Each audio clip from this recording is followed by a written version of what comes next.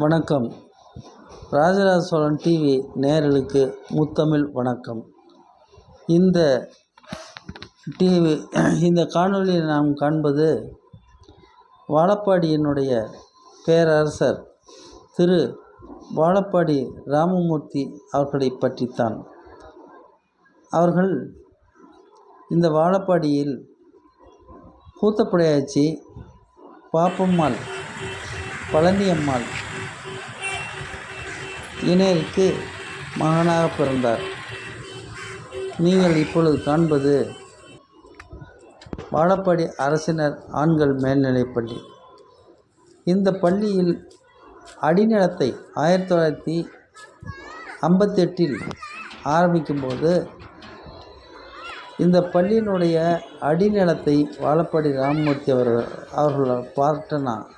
அவருடைய தந்தையார் திரு கூத்தப்படையாச்சி அவர்களும் திரு கோனார் அவர்களும் இந்த 4-5 ஏக்கராவை இருவரும் பள்ளி கட்டுவதற்கு இலவசமாக கொடுத்தார்கள். அதன் பிறகுதான் இந்த பள்ளிக்கூடம் கட்டப்பட்டது.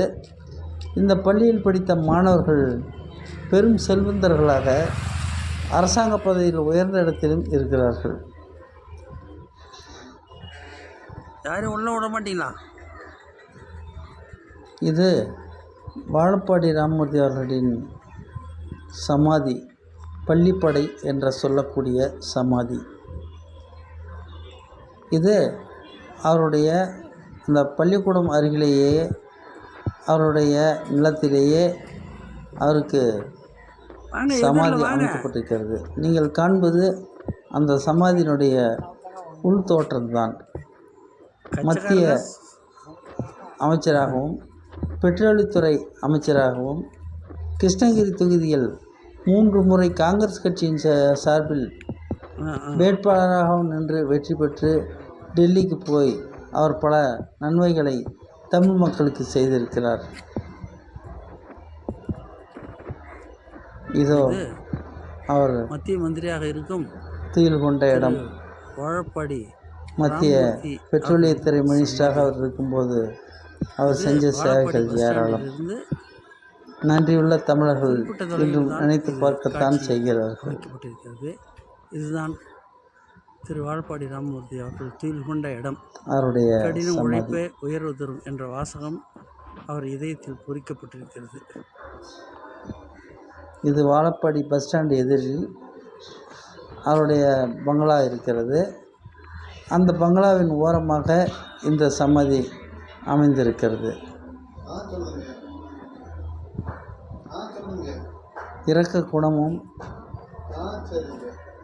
தமிழ் மொழி மேல் பற்றும் தமிழர்கள் மேல் பற்றும் கொண்ட வாழப்பாடி ராமமூர்த்தி அவர்கள் துயில் கொண்ட இடத்தை தான் நீங்கள் இப்பொழுது காண்கிறீர்கள்.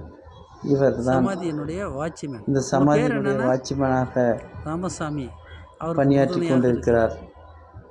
இன்னுவத்தோடு கதையை திறந்து ஃபோட்டோ எடுத்துக்கொள்ளுங்கள் தலைவர் என்று இன்னுவத்தோடு சொன்னார். அவருக்கும் ஒரு நன்றியை நாம் சொல்லுவோம்.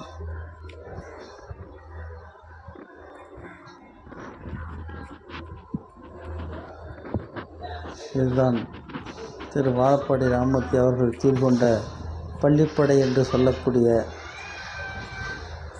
சமாதியாகும். மத்தியில் பெட்ரோலியத்துறை மினிஸ்டராக 5 வருடங்கள் இருக்கிறார். இவரை பற்றி சிறப்பு, காவிரி ஆற்று நீருக்காகவே தன் பதவியை ராஜினாமா செய்தவர் என்ற சிறப்பும் இவருக்கு எப்பொழுதும் உண்டு. தமிழ்நாடு காங்கிரஸ் கமிட்டி தலைவராக 2 தடவை இவர் இருந்திருக்கிறார். பேரறிஞர் அண்ணா, கலைஞர் மு கருணாநிதி, ஜெயலலிதா அம்மையார், ராஜீவ்காந்தி, இந்திரா காந்தி போன்ற, வாஜ்பாய் போன்ற பெரும் தலைவர்களுடன் இவர் நெருங்கி பழகிய நாட்கள் ஏராளம். இப்பொழுது அவர் சமாதி விட்டு நாம் வெளியே வந்து கொண்டிருக்கிறோம். கனத்த இதயத்தோடு தான் நாம் வெளியே வந்து கொண்டிருக்கிறோம்.